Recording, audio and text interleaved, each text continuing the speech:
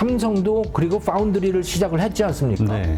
그래서 그쪽에 주력을 하면 저는 큰 타격이 아닐 수도 있다. 협업을 해서 반도체를 만들어 봤느냐라고 하는 게 그게 기업 그 파운드리 경쟁력의 최고이더라고요. 예, 원천 기술만 있지 상업화는 안 된다. 왜 안 되는 거냐? 파운드리에 대한 수요가 이거는 늘 수밖에 없다. 왜냐하면 뭐 사실 말씀하신 대로 어떤 부분에서는 한국에 또 유리해지는 거 아니냐라고 보는 시각들도 있잖아요. 예를 들면 있죠. 밸류 체인이 우리 전기차 관련해서 미국의 공장 반도체도 그렇고 예. 중국에 대해서는 규제를 가하고 한국에 대해서는 시장, 미국 시장을 열어주는 어떤 정책들. 네. 이게 근데 일시적으로는 좋지만 결국 이것이 또 중국 시장을 잃게 되는 거 아니냐. 왜냐하면 둘이 서로 패권 전쟁, 갈등을 하고 있는 중이니까. 예. 그래서 플러스 마이너스 했을 때 우리한테 이익이냐 플러스냐 이거 가지고 또 셈법이 복잡해지는 것 같아요. 사실은 별로 그걸 따질 필요도 없는 건데 왜냐하면 뭐 우리가 어떻게 할 수 있는 요인이 아니거든요. 그렇죠. 네. 그런데 플러스 요인부터 따져 본다면 삼성 같은 경우 굉장한 덕을 봤습니다. 지금 삼성전자 예를 들어 스마트폰이라고 생각을 해보면요. 네. 스마트폰 2020년에 화웨이가 스마트폰 글로벌 시장 점유율을 거의 삼성에 근접했었잖아요. 그렇죠. 아마 1년 지났으면 넘어갔을 거예요. 삼성이 어쩌면 그 디스플레이처럼 됐을 가능성이 매우 높다고 봐요.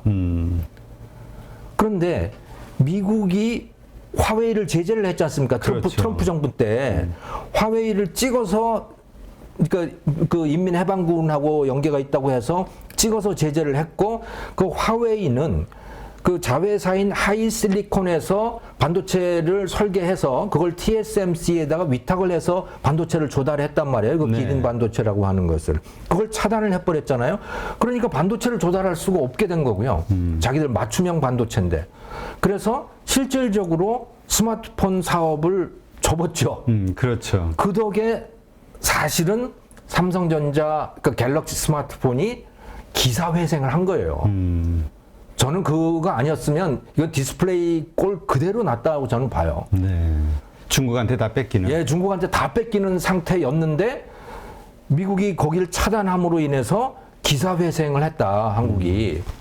근데 반도체와 관련해서는 이제 뭐 칩4 동맹 이야기도 나옵니다만은 그 시안이 됐든 이 하이닉스와 삼성전자가 중국에 참 많이 투자를 해놨잖아요. 예. 이러한 것들 지금 당장 뭐 장비가 들어가는 문제서부터 모두 정부의 예. 미정부의 승인을 봐야 된다 이런 얘기도 있고 예. 결국에는 반도체 이 주력이 무너지는 거 아니냐 혹은 중국이 그런 규제를 받으니까 우리 일본하고의 반도체 소재 전쟁할 때처럼 국산화를 하기 위해서 엄청난 노력을 기울이면서 결국 우리에게 마이너스가 되는 거 아니냐 이런 걱정하시는 분들도 있던데요. 그럼요. 그러니까 전체적으로 플러스 마이너스를 합치면 저는 마이너스라고 봐요.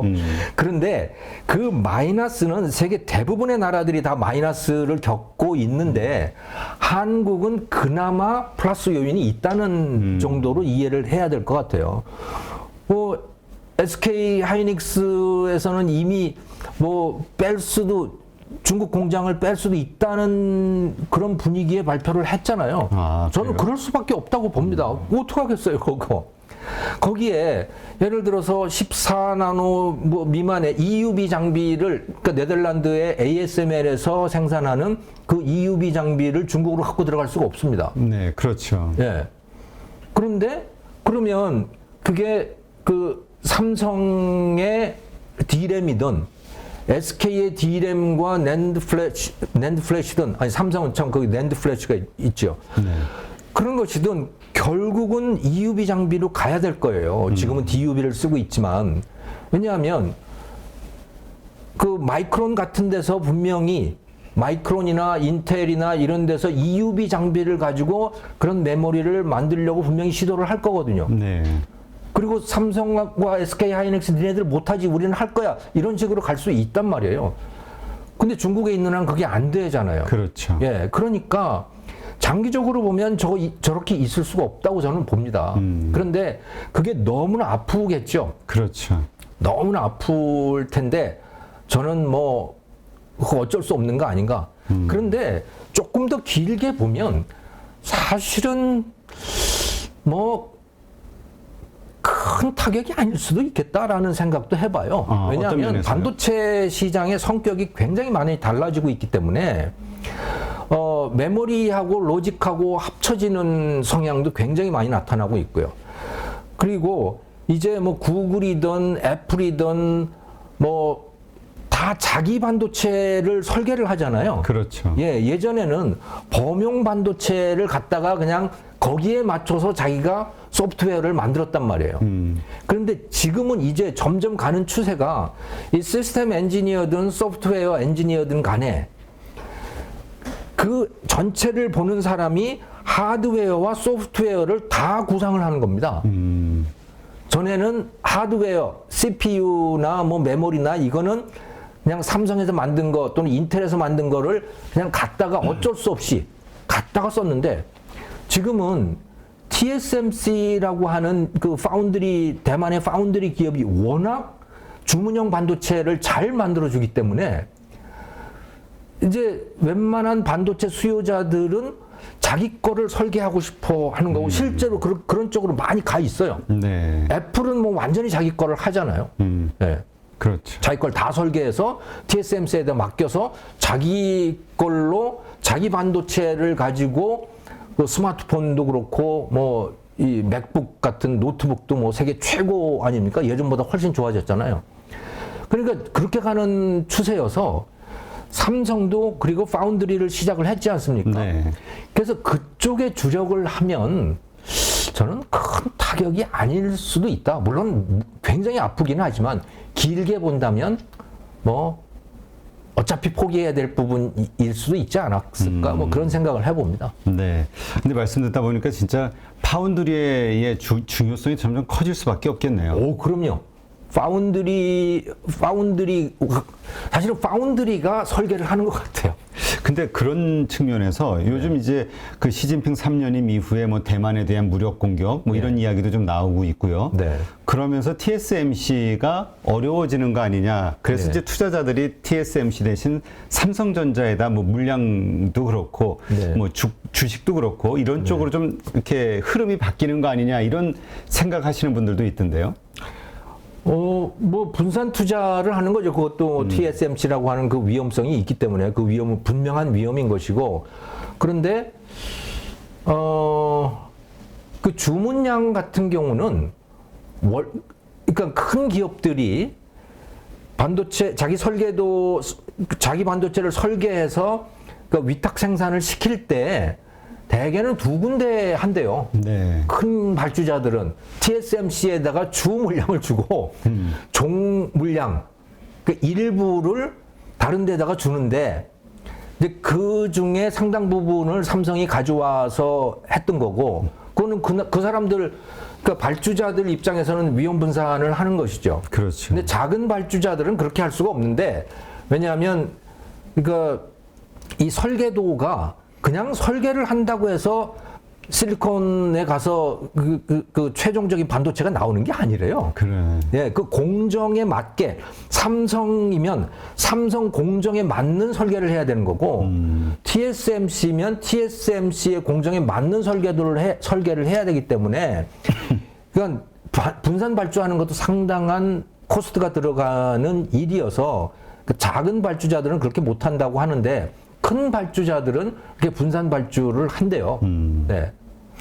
그러면 그 지금 뭐라 그럴까요? 이러한 미국의 규제 이거를 이제 중국이 가만히 앉아서 당할 수는 없잖아요. 그래서 네. 아까도 말씀드렸던 어떤 국산화를 위한 뭐 대장정에 들어갔다 반도체 굴기 이야기하면서 그러나 어쨌든 장비의 그 규제라든가 이런저런 것 때문에 안 되니 네. 차세대 반도체에 집중하겠다 뭐 이런 이야기를 하고 있다고 하던데요. 예. 그러면서 그러니까 하여튼 그 우리 이제 삼성전자나 하이닉스 우리가 가진 이 반도체의 기술 이것이 그 뭐 경쟁력이 좀 낮아지는 거 아니냐 결국은 그러니까 수요에 그러니까 그들의 어떤 필요에 의해서 네. 사력을 다할 수밖에 없으니까 이런 생각에는 어떻게 보세요?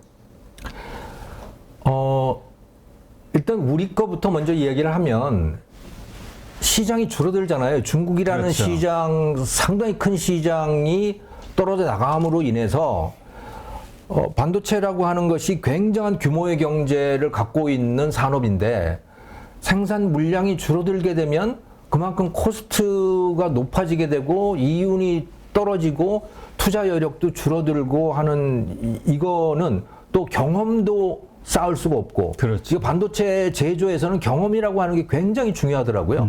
어떤 기업들과 협업을 해서 반도체를 만들어 봤느냐라고 하는 게 그게 기업 그 파운드리 경쟁력의 최고이더라고요.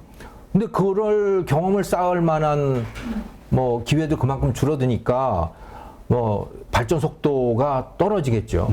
그런데 중국이 그러면 자체 힘으로 해서 그렇게 올라갈 수 있느냐?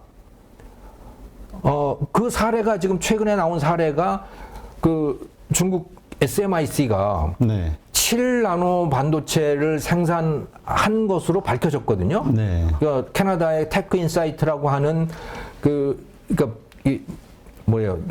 그 제품들을 분해해서 그 속에 뭐 들어있나 그거를 이제 검사하는 그런 업체인데 거기에서 그 중국의 미네르바라고 하는 그 비트코인 채굴 업체의 그 채굴기 컴퓨터를 분해를 해봤는데 거기에 SMIC가 만든 7나노짜리 반도체가 들어가 있었다. 그게 발견된 거예요. 네. 그러니까 7나노를 만든 거예요. 그리고 실제로 그 TSMC의 임원을 지냈고 또 삼성전자 임원도 지냈던 그 량몽송이라고 하는 사람이 그 SMIC, 중국 SMIC의 CEO로 일했었는데 그 사람이 사퇴를 하면서 서신을 남겼거든요. 거기에 보면 7나노를 개발을 했고 뭐 양산 단계는 아니지만 양산으로 갈 수도 있다. 뭐 이런 류의 그 메시지를 남겼어요. 네. 네. 그래서 개발은 했는데 저는 그것이 그리고 그 반도체 전문가들도 하는 소리이지만 그게 과거에 소련이 수소폭탄도 개발했잖아요. 네, 그렇죠. 소련이 금성에도 우주선을 보내고 소련이 과학기술이 엄청나게 발전을 했었거든요. 네. 그런 식으로 지금 중국이 가는 거다라고 저는 봐요. 하지만 상업화는 안 되는 거예요, 그게. 원천 기술만 있지. 예, 원천 기술만 있지 상업화는 안 된다. 왜 안 되는 거냐? 상업화라고 하는 거는 대량 생산이잖아요. 소위 양산이라고 하는 거 아닙니까? 양산을 하려면 공정이 매우 안정적으로 돌아가야 돼요. 그 예를 들어 수율이면 자, 7나노짜리 그 반도체를 만드는데 수율이 10%, 5%밖에 안 된다. 나머지 95%는 다 버려야 된다고 하면 이거는 상업화를 할 수가 없는 거죠. 그걸로 산업을 일으킬 수는 없는 거예요. 네. 그걸로 무기를 만들 수는 있죠. 그래서 중국도 모택동 시절에 1960년대에 원자탄을 만들었던 거고, 네? 뭐 로켓을 쏘아 올렸던 거고 하는 거지만 중국 인민들의 삶이라고 하는 거는 뭐 형편없었던 거거든요. 네. 다 양산이 안 되기 때문에 대량 생산이 안 되기 때문에 나타나는 문제입니다. 그런데 그 대량 생산이라고 하는 것은 특히 반도체 같으면 전 세계의 서플라이 체인이 이 필요로 한 거예요. 그렇죠. 예. 예를 들어서 그 지금 미국이 중국 SMIC가 쓰지 못하도록 차단한 그 극자외선 장비 EUV라고 하는 그거 네덜란드의 ASML이 만들고 있는 그것은 그 전 세계의 공급업자가 그 부품 협력 업체들이 1,500개인가가 돼요. 네. 전 세계가 모여서 만드는 기계가 바로 그거거든요. 그것을 만들기 위해서 20년을 ASML이 쫓아다니면서 누가 잘하고 있는지를 골라낸 겁니다, 그걸. 네. 네. 근데 중국이 이제 그걸 자기 그 자급자족 하겠다고 시도를 하고 있는 거거든요. 그 중국 안에서 그게 될까? 그렇게 안정적인 생산이 될까? 한 대를 만들 수 있을지는 모르겠다. 그러나 양산할 만큼의 예.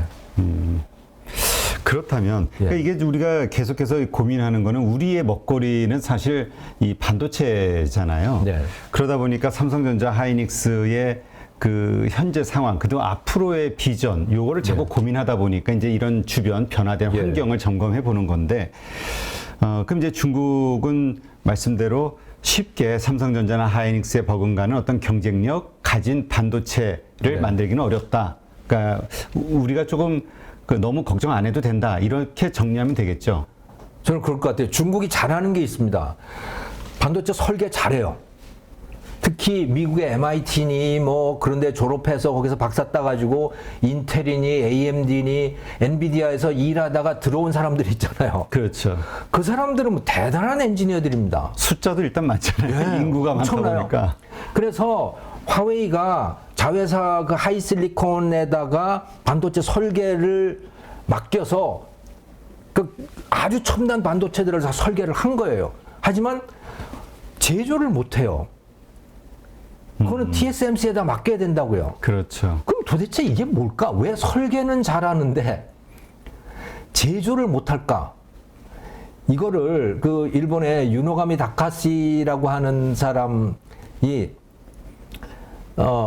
설명을 하는데 흥미롭더라고요. 중국 사람들은 전체를 위해서 일을 잘 못한대요. 아, 그러니까 융합. 예. 나를 희생해서 전체가 빛나는 거, 그걸 못 한다는 거예요. 그런데 제조 공정이라고 하는 건 그런 게 굉장히 많다는 거죠. 그렇죠. 예. 거기에 누가 들어가 있는지도 알 수도 없고, 그게 누구의 공인지도 알 수도 없고, 그 수십 개의 공정이 있는데 그 안에 그거 뭐 빛나는 일도 아니고 그렇다는 거예요. 하지만 설계는 누가 했다는 거 뻔히 안다는 거죠. 네. 그래서 저는 그걸 보면서 아, 이게 중국 사람들이 축구를 못하는 이유이구나, 저게. 아, 협력운동. 네. 중국 사람들이 체조는 굉장히 잘하는데 수영도 잘하고 혼자 하는 거잖아요. 그렇죠. 그런데 축구는 안 되는 거예요. 또 그렇게 생각하니까 또 그러네요. 네. 지금 그렇다면 이제 우리 삼성전자, SK하이닉스 이게 이제 잘 나가면은 이런 걱정을 안 하는데 네. 요즘 또 주가가 많이 빠지고 하다 보니까 그렇죠. 네. 더군다나 또 반도체 시장의 겨울, 디램 네. 가격의 하락, 뭐 여러 가지 시장 경기 침체로 인한 수요 감축 예. 이런 얘기들이 자꾸 나오다 보니까 이제 불안해지다 보니까 이제 네. 생각하는 건데 일단은 좀 중국과 관련해서는 우리가 너무 큰 겁을 내지는 않아도 된다 정도 될 것 같고요. 우리는 어쩌면 좀 그 반사 이익을 어느 정도는 보는 나라다 이렇게 보시는 게 더 나을 것 같고요.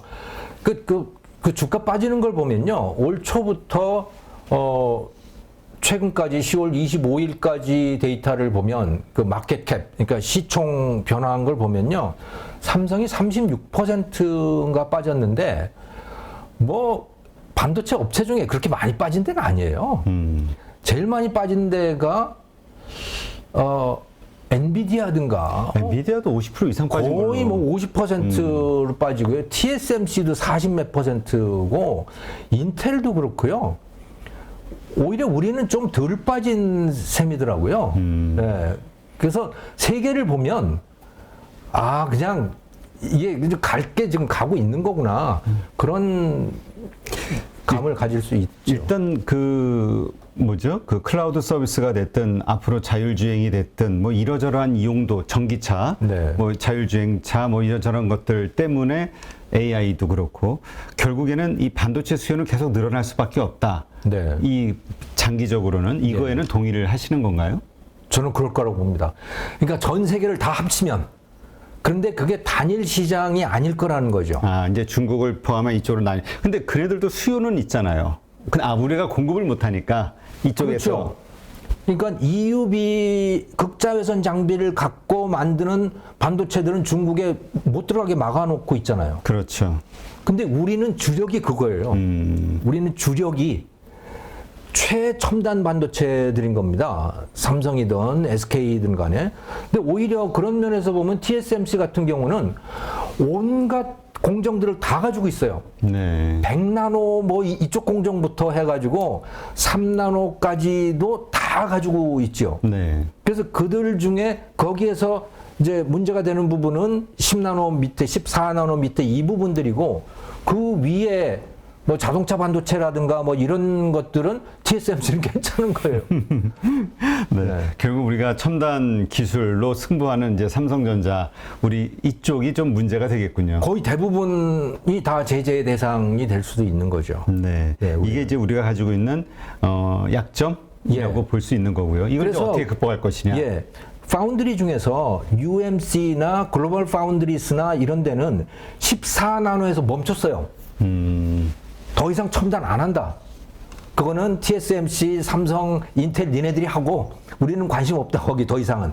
돈만 많이 들어가고 우리는 승산이 없다고 본다. 그래서 그 소위 성숙 공정이라는 데 계속 투자를 확대하고 있죠. 네. 그게 오히려 자율주행이든 뭐든 그런 것들에 훨씬 더 매출이 늘어날 거라고 보고 있는 겁니다. 첨단 쪽이 아니라. 예. 왜냐하면 사실은 이 첨단이라고 하는 게 빠른 장점도 있지만 작아야 되잖아요. 그렇죠. 근데 작은 거는 가장 필요로 하는 게 스마트폰이에요. 들고 다니기 때문에. 그렇죠. 또는 뭐 여기 그 뭐예요 안경에다가 넣는 메타버스. 뭐 그런 것들인 거죠. 그런데 자동차 같으면은 공간이 널널하지 않습니까? 네. 반도체 큼직해도 돼요. 거기 들어가는 반도체는. 네, 그렇군요. 네. 근데 그 인텔 말씀하셨는데 그 또 한편으로는 그 인텔의 그 치고 올라오는 미국도 네. 이번에 느낀 게 이제 반도체 네. 이것을 안보 차원에서 다루다 보니까 예. 자국의 기업을 키울 수밖에 없는 네. 그러다 보니까 인텔의 이러한 것을 좀 전략적으로 키워주지 않겠냐. 예. 그래서 우리가 또 결국에는 뭐 공장 시설 다 짓고 짓고 하지만 몇 년 지나서는 또 비슷한 상황 되는 거 아니냐 어려운 예. 이런 의견은 어떻게 보세요? 저는 미국이 매우 미국답지 않은 정책을 펴고 있다고 보는데요. 소위 산업 정책이라고 그렇죠. 하는 거, 보조금 주고 하는 걸 이거는 매우 미국답지 않은 이게 정책. 사회주의 국가에서 하는 일이죠. 예. 근데 그거를 미국이 지금 따라하고 있는 거거든요. 그리고 그 TSMC의 모리스 창 그 설립자 회장 같은 사람은 너 하나만 하다 그거 그냥 돈만 날리지 성공 못 한다고 보는 거예요. 이유는 사람이 없기 때문인 겁니다. 기본적으로. 기본적으로 이 파운드리 같은 걸로 성공을 하려면 네. 거기에 24시간 매달려서 될 때까지 하는 인력이 필요한 거예요. 그렇죠. 네. 그게 대만 사람들이고 그게 한국 사람들인 거예요. 그래서 모리스 창이 TSMC의 유일한 경쟁자는 삼성전자라고 보는 가장 큰 이유 중에 하나가 민족성도 달려. 사람의 문제거든요. 근데 미국 사람은 그렇게 안 하잖아요. 그렇죠. 또 퇴근 시간이 되면 퇴근해야지. 네. 그렇기 때문에 그 공정이 자리를 잡는데 굉장히 시간이 많이 걸리게 되고 네. 코스트도 모리스 창 얘기는 대만의 2배다 이거예요. 그렇게 많은 비용이 들어가는데 보조금 그 뭐 520억 달러 가지고 어느 코에 붙이냐 그거를. 그렇지. 예. 그건 난센스다라고 보는 거죠. 그래서 제스처는 굉장히 요란뻑적지근한데 결국 미국은 그걸로 성공하지 못한다. 결국 시장주의가 아니다 보니까. 예. 예. 예. 근데 그 뭐라 그럴까요? 요즘 이 삼성전자와 하이닉스 혹은 이 반도체에 대해서 상당히 부정적인 더 안 좋아질 거라는 의견들이 나오지만 네. 주가도 많이 빠져 있는 상황이고. 예. 근데 외국인들은 지금 계속해서 담고 있단 말이에요. 예. 네. 뭐 지금 거의 보니까 2주 이상 담고 있는 것 같은데 몇 조라고 제가 기억이 안 나는데 하여튼 이러한 현상 이거는 우리 바닥에 대한 어떤 시그널로 봐도 되는 건가요? 근데 뭐 그건 얼마든지 그들이 몸담고 있는 사회의 분위기에 따라서 똑같은 현상이라고 하더라도 미래에 대한 예상이 달라질 수 있으니까 뭐 그렇게 볼 수 있겠습니다만은 전반적으로 보면 반도체에 대한 수요는 늘어난다. 늘어난다. 하지만 시장은 줄어든다. 우리가 팔 수 있는 시장은 분명하게 줄어든다. 줄어든다. 네. 하지만 반도체에 대한 수요는 계속 늘고 계속 첨단 반도체로 앞으로 갈 것이다. 라고 하는 건 분명하죠. 네. 그 중에서 특히 파운드리에 대한 수요가 이거는 늘 수밖에 없다. 왜냐하면 이제는 엔지니어들이 그냥 범용 반도체를 갖다가 끼우는 시대가 아니고 자기 거를 설계하는 시대가 되는 거고 그로 인해서 성능이 굉장히 좋아질 수 있기 때문에 그렇죠. 자기네 하드웨어를 다 아니까. 예, 그렇죠. 그것을 가능하게 해준 그 인프라스트럭처가 바로 TSMC 였던 네. 겁니다. TSMC 때문에 그게 가능해졌던 거예요. 네. 근데 그것을 삼성전자와 인텔이 이제 그 시장으로 본격적으로 들어가기 시작한 거죠. 네, 알겠습니다. 이렇게 해서 이제 반도체 전반적인 어떤 생태계를 네. 좀 이해할 수 있었는데요. 하여튼 투자하시는 분들 입장에서 이런 걸 한번 잘 감안해보고 앞으로 어떤 이슈들이 발생하는지 그것이 과연 내가 들고 있는 투자하는 주식에 어떤 영향을 미치는지 잘 고민해봐야겠군요. 예, 네, 그럴 것 같습니다. 알겠습니다. 누구나 1시간 안에 200개 종목에서 좋은 종목을 고를 수 있는 그런 능력을 배양할 수 있도록 제가 도와드리려고 그렇게 하고 있습니다.